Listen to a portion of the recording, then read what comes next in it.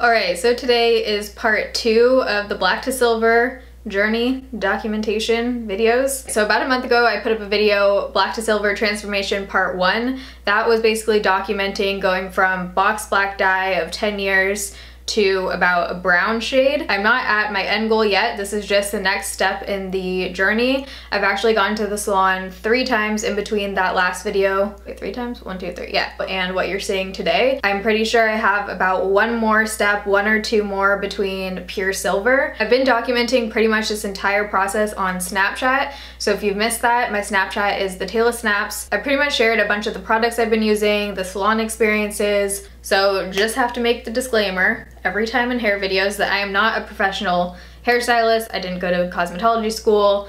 I am just me. My thing is makeup, not hair. This is just what I've experienced. But overall, I just feel like I've learned a ton between that last video and now. So there's a bunch of stuff that I want to share with you guys and just kind of give my thoughts and advice if you're also thinking of going from like brown or black to blonde or silver, because there's just a lot of stuff that I feel like is hard to find kind of all in one video. The products I've been using, how to repair damaged hair. My hair was severely damaged, which I didn't realize in that last video, the severity of it. So I'm just gonna go through that and let's get into it. So I highly recommend starting with that video. I'm not gonna go into everything that I touched on in that video, so start with part 1. If you're just landing here, go watch that video. I explain a lot of the stuff that I'm gonna skip out on in this video. So basically, after that video, after reading all of your guys' comments and then doing a bunch of research and stuff, I didn't realize, because the salon never told me, how severely damaged that back section of my hair was. Basically, it was gummy, it was sticky, and it wasn't just like a thing where it was like that for a couple weeks. It definitely has gotten better over the last 2 months, but once my hair grew out in the back, it was something where I eventually had to just cut it out. Now, I did a ton of research on gummy hair and products to use, pretty much purchased all of those products, tried a ton of different stuff, and I am like 90% sure that my hair was just totally dead. Olaplex number 3 couldn't repair it. So that was pretty disappointing because that was just going from black to that brown color. That really shouldn't have happened in a professional setting. I'm pretty chill about stuff like that, and I wanted them to be able to fix it. So I went back a second time to that salon and I had a different girl, and she is amazing. Her name is Mika. And so basically what had happened is the back of my hair was a lot lighter than the front, and the back was also extremely damaged. So she ended up doing full foils on the rest of my hair. We basically left that part totally alone and just kind of like evened everything out so that the rest of my hair was as light as that damaged section in the back. I'm gonna insert a picture right here that I posted on Instagram,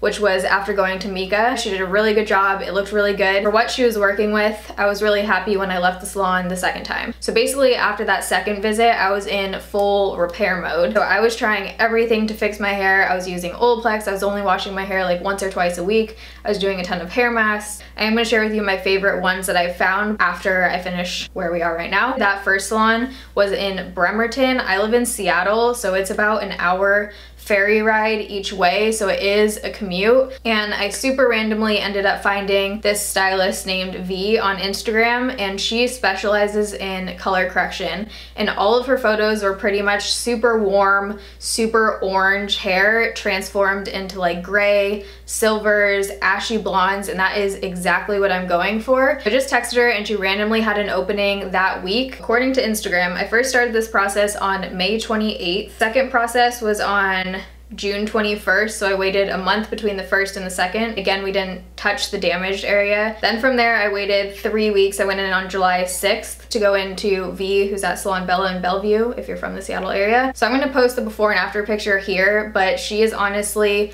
so extremely talented.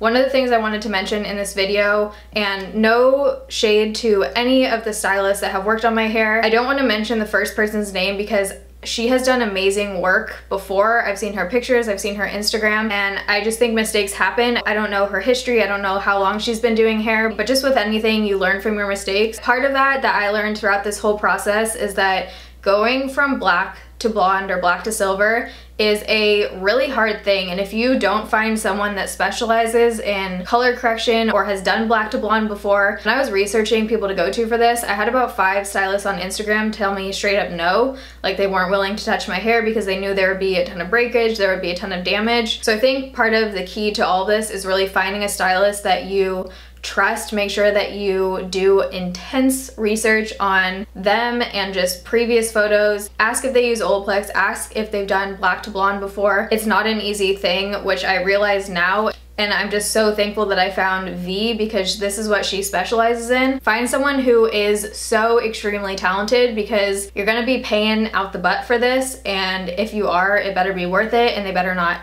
kill your hair. So after that first time that I went to V, that toner actually faded really quickly. So I had this kind of gray look going on that actually faded in about 3 washes, so it totally came out of my hair. My hair pulls super, super warm. I have naturally strawberry blonde hair. I'm basically gonna have to be doing a ton of upkeep when I actually get silver, I can tell, to keep those warm brassy tones out. After 2 weeks, it was to this color, which again, it didn't look bad at all. It's just I like super ashy. So then this last appointment, which will be my 4th appointment total, which was yesterday, the hair I have right now. I went to V yesterday and she just killed it. I really like the cut. Pretty much all of the dead section is off in the back. It's pretty short in the back, but I don't mind it. Now, if you follow me on Snapchat, you know that I've been getting super frustrated about just not being silver. Like I said in the first video, when I have an idea in my head, I just like want it to happen and I have to do it. So this whole process, it's been pretty much 2 months, 2.5 months so far, and I know a lot of people have to go like 4 months or 8 months depending on your hair.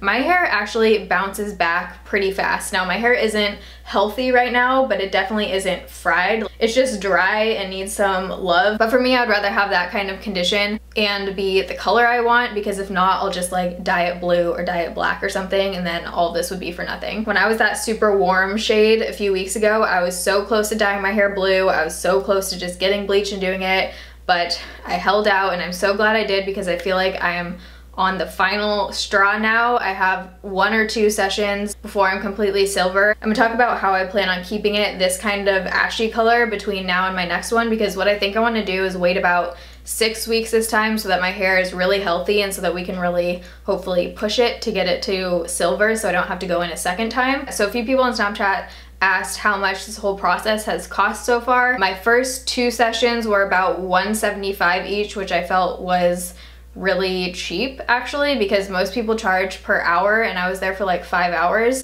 but it was only $175 each time. V charges for color correction per hour, so it is a little bit more pricey. The first time I was there for like 7 hours. I was literally there all day. I think it was like 5 something. And then the second time, which is this hair, it was $350 and I was there for 5 hours. So just keep in mind that this is not a cheap process. For me, it's something that I really want. I really want silver hair. And pretty much in my whole life, I have never paid for salons. Like, I just dye my hair myself. So I just kind of think of it as like, this is what I would have been paying for all these years if I was going to a salon. I'm gonna kind of see what my hair looks like when it's silver, but I have a feeling that I will be able to find a way to do like the upkeep in between myself and then go to a professional every like 3 months hopefully. So I'm going to talk a little bit about the products that I used and that I am now going to be using. So when I had the orange super warm hair, you want to use a blue shampoo. A lot of people will tell you purple shampoo. On the color wheel, purple is the opposite of yellow.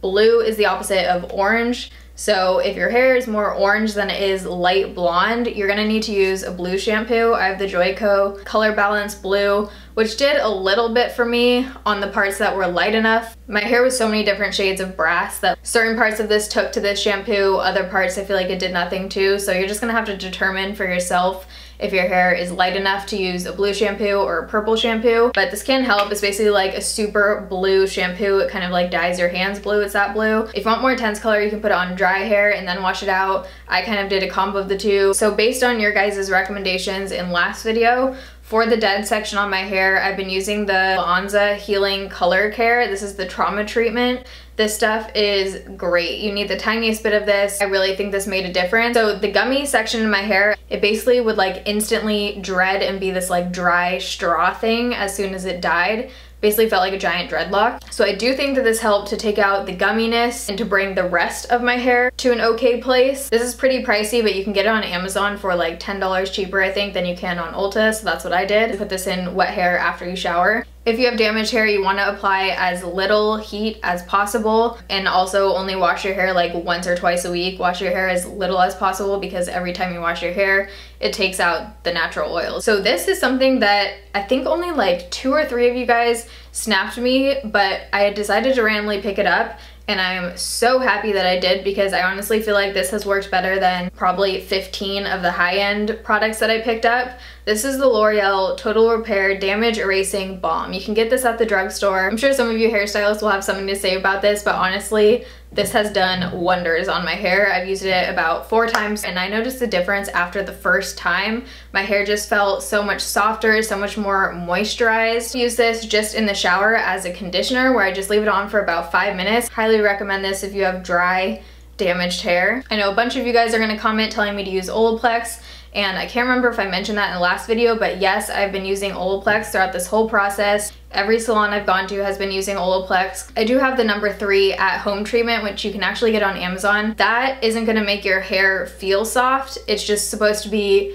rebonding the molecules, so it's supposed to make your hair stronger and repair it, but you're not gonna like feel that much of a difference. So what I usually do is use the Olaplex number 3 treatment, leave it on for a few hours, then go in, shower, and use that mask from L'Oreal, and that combo is amazeballs. So the last thing that I feel like has really helped my hair is coconut oil. This is a huge ass thing of coconut oil. I got this off of Amazon. It's unrefined, pure, cold pressed, organic coconut oil. This is the best value that I found, like dollars per ounce. I'm gonna link all of the products I'm talking about down below, but you can just pick this up. It's great. Leave it on overnight or just leave it on for a few hours. You can't go wrong with coconut oil. This just adds moisture back into your hair. So now that my hair is this color, what I'm gonna be using is purple shampoo. I do think my hair is light enough for purple to take to it now. It's definitely ashier, and I know that this ash is gonna wash out in a couple washes. So what I plan on doing is using the Pravana Perfect Blonde Purple Toning Shampoo.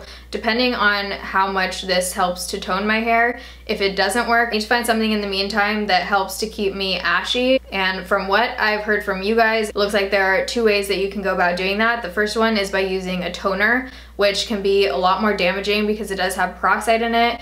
But the ones that I've been looking into are Wella T14 and Wella T50. Now T18 is like the cult favorite, but from what I read, I really think for my hair and like the look I'm going for, T50 will probably be more of like a gray, and then T14 is really for silver and stuff. So I'll probably try T14 first, see if my hair is light enough for that one, and if it's not, going with T50, I might mix the 2.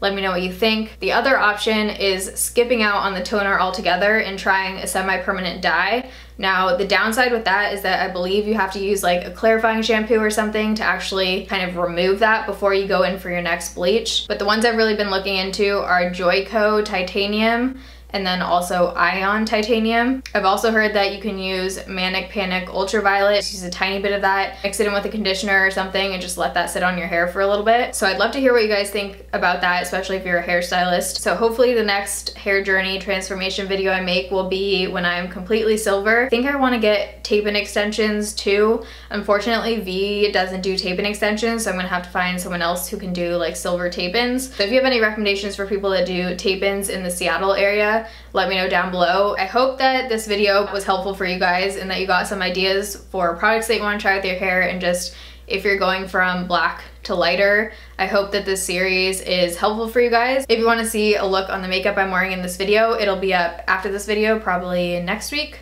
or the week after. Love you guys. Thanks for watching. See you in my next video. Bye.